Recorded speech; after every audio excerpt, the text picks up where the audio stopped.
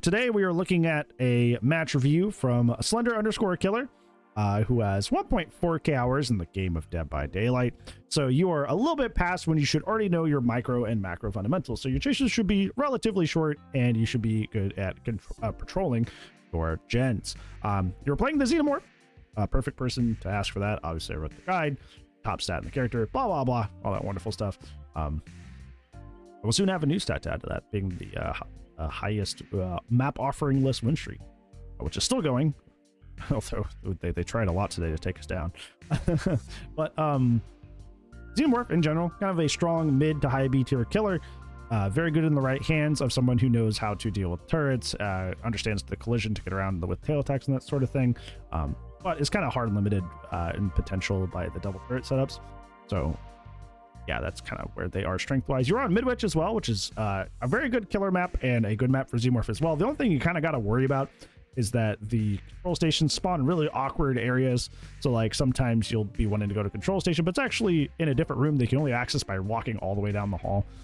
Kind of the only thing you got to worry about with the Xenomorph on Midwich. Otherwise, there's a lot of narrow hallways and loops oh yeah, Shriek stop, thank you. A lot of narrow loops and hallways that you can actually land your tail attacks on because they can't actually dodge anything. So that's actually really beneficial for you. Yeah, let's take a look at your add-ons, because you did say this is a chaos shuffle game, meaning the perks are not a factor here.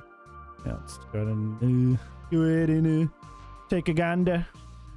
You're running 0 add-ons, which is not something I would ever recommend for even Chaos Shuffle, especially Xenomorph, which is a character that kind of like relies more, especially on the anti-turret add-ons. I would never recommend not running the game. I understand some people have kind of like a mentality of like, oh, well, I just want to learn the character's base kit. But realistically, every character in the game run add-ons. So that is definitely a poor choice to not run add-ons at all, especially since you have no agency over your build, even though it seemed like you got a really good one, which is funny in Chaos Shuffle.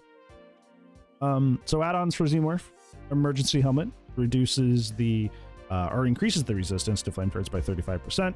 Neighbor star map reduces the range of flame turrets from 10 meters down to 8, or self-destruct bolt, which increases your vault speed and crawl limit by 30%. That's what you want to run. So get rid of that little dude. It should be getting into your tunnel right away.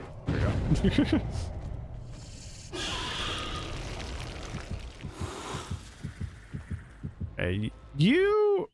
One of the things you can do on Xenomorph to help avoid this situation is they were up on the top floor, but you were on the bottom floor when you came out. When you approach a tunnel tube like this right here, if you want to be on the second floor, look at the length of the tube. If it's short like this, you're going to end up on the first floor. If it's longer, you'll end up on the second floor. Unfortunately, you either didn't know to check this or you did not check this before exiting, so you just ended up on the first floor. Now check the length of the tubes. That way you make sure that you end up on the actual floor you want to be on. There you go.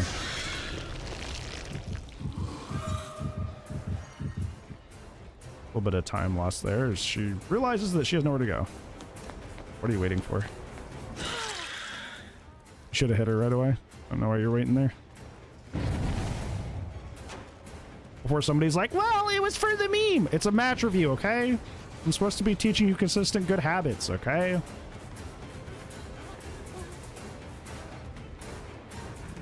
I'm going to comment on lack of efficiency because that's the point. Really, it was a meme. I know. My eyes are working. You should have swung out of that.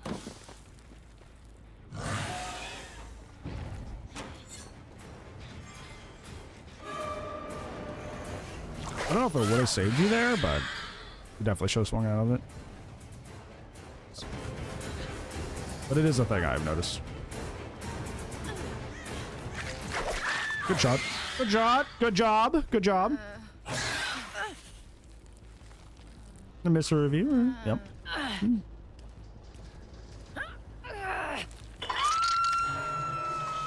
Ideally right now you should be getting in a tunnel, that way you can find which gen is the most appropriate to pop. Opt not to do that though.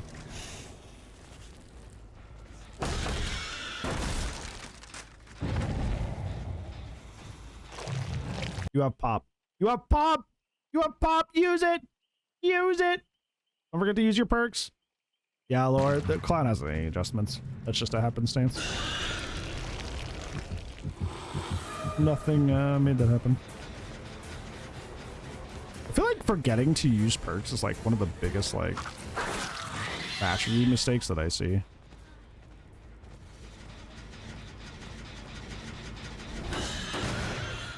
Thankfully you get lucky there and you get it right before it goes away. Use pop goes the weasel? Yeah, but they had like 2 seconds left, Tunnel. It's a bit of an exaggeration, but they almost didn't even get it.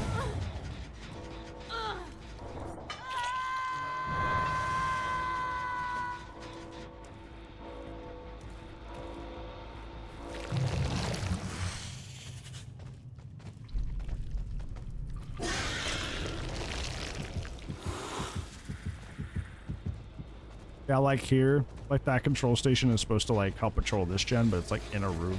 You have to go all the way in and out. Going out of the room and back into the hallway and then down the hallway.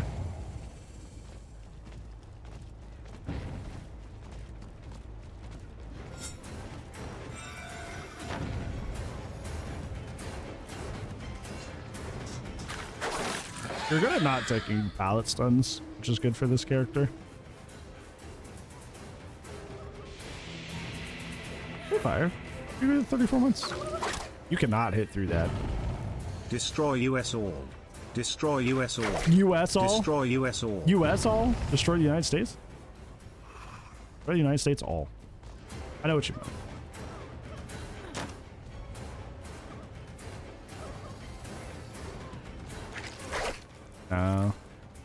That was a fun guess, but like with her having the ability to just leave the room, there's always that option. I would have rotated her to the other side. That way she didn't have that option and then try that. At this point, you're massively overcommitted this Yui. Okay, I'm realizing the main issue you're having right here is you're going for these like really ambitious mind games. Like backing up, there allowed her to essentially make the doorway and leave the room even though you had her locked down. And now, even though you had her dead there again, you also tried to do like a double back mind game again. And once again, it's just allowing her to double W away. I think in addition to already like committing to this chase too long, which is a huge time waster and match time is gen time, I think that I would try to use mind games on somebody who like is actually like trying to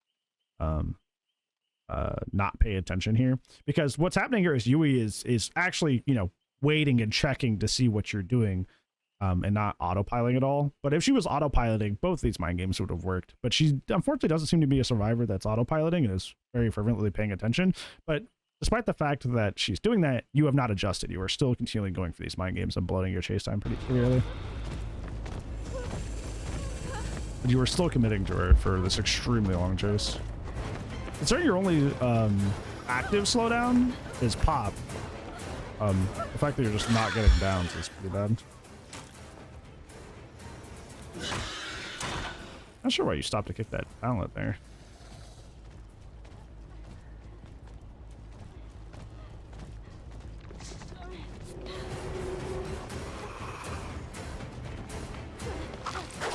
Oh, that's unfortunate. If the pallet was on the other side, you'd be fine, but it's not.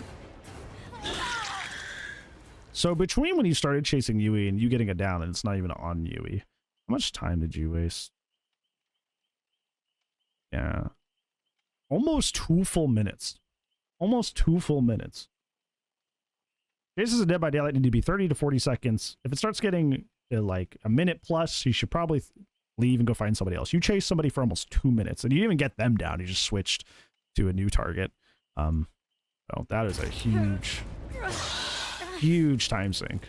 It's gonna hurt you big time. Gens unaided by perks, items, add-ons are only 90 seconds. So you've already spent the time in chase for over the full duration of a full gen. So technically, if they were being even like moderately efficient, they should have had full gen done and then some.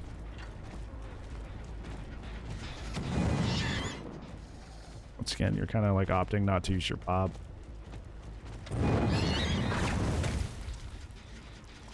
No. I don't like how like you seem to save your pop until you almost lose it. That's kind of like nerve-wracking. Not a huge fan of that. Like you'll pass a gen that's like 80% to go kick a gen that's like 60%. Which is like weird. This right here is not a bad gen to use it on. Because it's already halfway. That other gen was farther, but it was only like 60 or 70%. Opting not to break turrets. You like totally lost her there.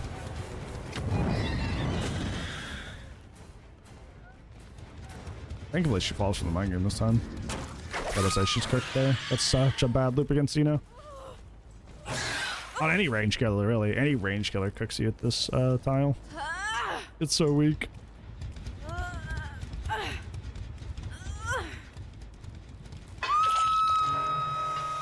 Yeah. Fortunately, you don't have anybody even close to death. Like, those 2 minutes you sunk is like really coming back to hurt you.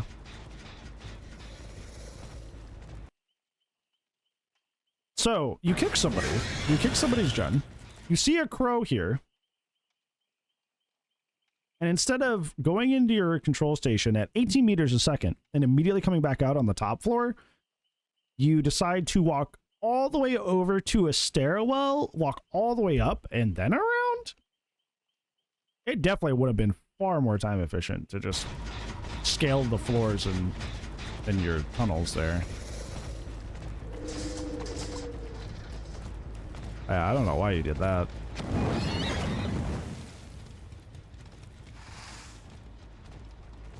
I can't rationalize that choice.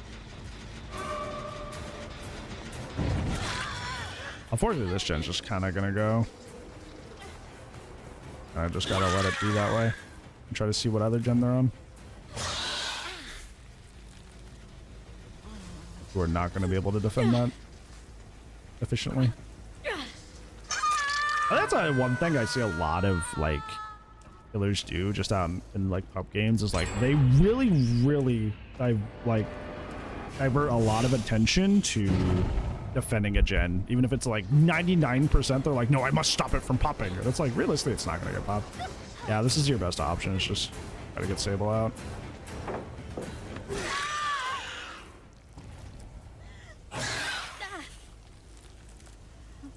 Like at that point, with them both hounding it and it being over 90%, it's getting done. No matter who you chase there, it's getting done. It would be time to invest in like trying to see which gen is in the next closest and preventing that to anything else.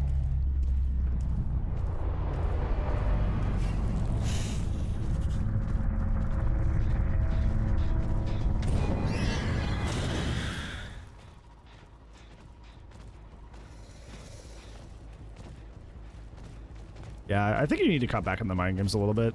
You waste a lot of... It only seems like it's only like in the case of the chase with Yui, it wasted a lot of time. But even in these like minor moments here, like it's still wasting like 3 to 4 seconds of time to just constantly be doubling back.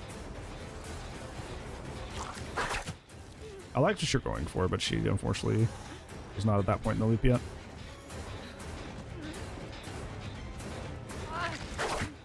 Unfortunate. That's why I made that flame turret video, to try and help people with flame turret placement. Unfortunately, it didn't really get a lot of traction, so not a lot of people have seen it. Yeah, you just like, you're just so ambitious. Like, and it's not bad, but it's just like, I've talked about this in other match reviews with different killers. It's like, you need to hunker down when you are down on pressure. When you only have one person dead and it's the last gen about to be finished, like, you need to start playing safer, not continue to keep playing risky. Like, you need to start going for safer shots, but you still were trying to go for this, like, really, really cool snipe shot on this loop, despite the fact that the clock was ticking here. So.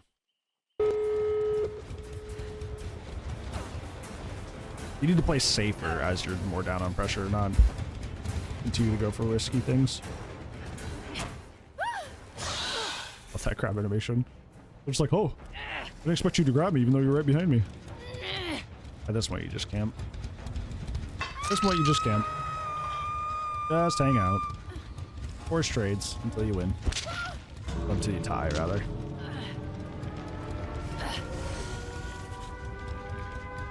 Force trades until tie again. That's a pretty good spot, too. Because they can only come from 2 ways. So, you're pretty good to hunker down here. You're set. You also have spies, so you just will know which sides they're coming from. Because you don't disturb crows in crawling mode, so you don't have to worry about that.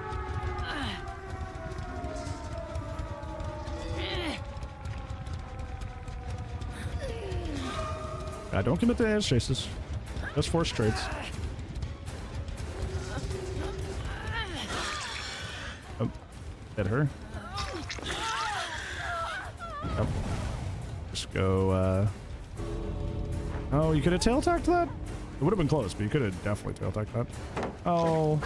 Oh! Okay. Clean. Clean. Where you missed the one tail attack upstairs, you made up for it with this one. There you go. Clean. Clean. Sorry about that. That had to run. I was out of snoozes. Unfortunately. My apologies, chat. Yo, Liv, thank you for the work. I appreciate it. What's it gonna just hang out? Just hang out. Force the trades until eventually somebody dies and you get your GK. The only reason this would not be the play is if like you knew exactly where they're resetting, you can just push them out. You don't know that, so.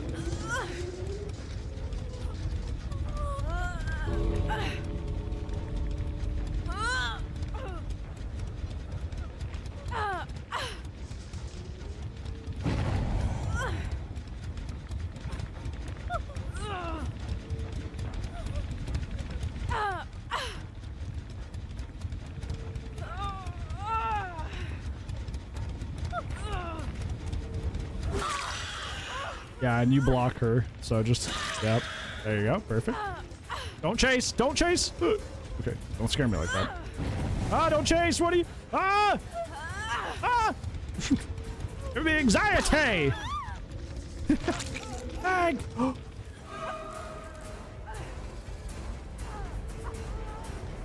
Okay, thank God. You're scaring me. If she had not gone to the exit gate there and she was just hiding upstairs, you throw that. That was so risky. That is terrifying.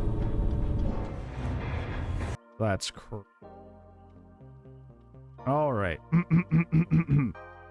Right, so for this match review, in terms of your main takeaways, the first thing is that I would cut back on your mind games a tiny bit. At least try to contextualize them a bit more. It seems like you're always constantly going for like, oh, I'm going to double back or try to spin around to try and force you to a position where I can hit my tail attack. But in situations like you had with that, like that Yui, where she could have just exited the room, it seemed it didn't like occur to you that that was a possibility, and you just kept going for it until she eventually just left the room. Even in those like minor instances, like downstairs with Laura, where like you were trying to like kind of like wiggle back and forth depending on what room she was going to be in, like that wastes a little bit of time, and match time is gen time.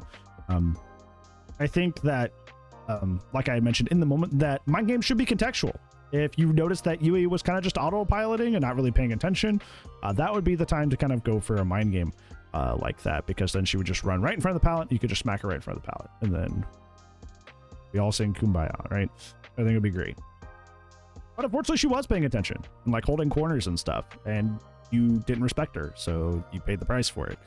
In addition, speaking of Yui, second main takeaway, you committed to a chase on Yui and didn't get your next down for 2 full minutes. 2 full minutes.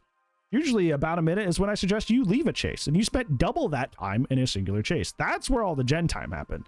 That's where most of the gen progress in this game happened, is when you were chasing somebody for 2 full minutes, which is wild.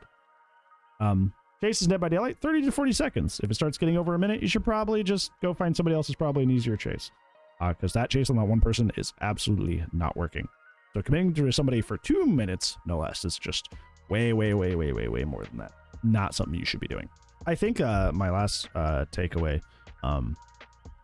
would be that something I had also said during the match review itself is that as the game goes on and you have less and less pressure, you need to lock in. You need to start playing safer and safer, not riskier and riskier. It seemed there wasn't like a switch in your head that like, oh god, this match is going a bad direction, that you could start, you know, okay, maybe I should just M1 here, or maybe I should just go for the tail attack while they're either dropping the pallet or going over the pallet. Like, you kept going for the trick tail shots all the way up until the game was already over. So as you lose pressure, you should start playing safer. Whereas if you have more pressure, you can go for trick shots because you can afford to waste the time. Here you didn't have the you did not have the time to waste, so wasting time going for a skill shot didn't make sense. If you're ahead, go for it. If you're not, better get ahead again before you go for another shot like that. So yeah, those would be my 3 main takeaways. You have amazing shots, but there was just a lot of inefficiency is essentially what it boiled down to, which is kind of why the match got to the position that it did on your end. So yeah, I would work on those 3.